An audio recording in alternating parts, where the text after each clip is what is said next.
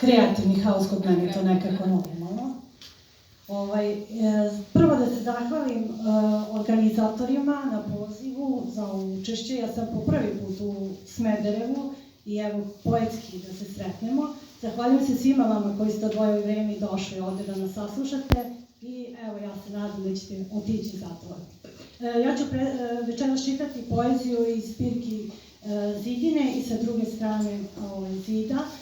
I u obavezi sam da kažem, i zadovoljstvo mi je, da je izdavač knjige Zidine 2019. godine bio ustanova kulture Koraci sredstvima za izdavaštvo grada Kragujevca, a 2020. sa druge strane Zida izdata je zbirka poezije od strane Presinga iz Mladenovca.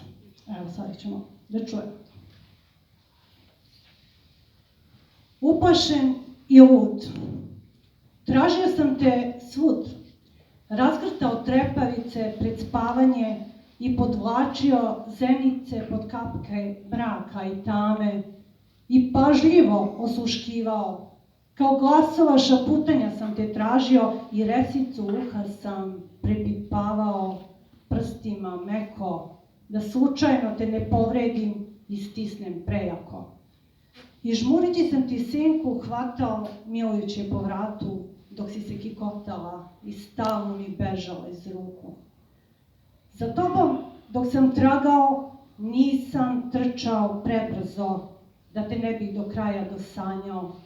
A tu, pod grudi, kada sam srce svoje dodirnuo, preko bele puti sam te po sećanju ljubio, izgubljen i lud, poslednji put.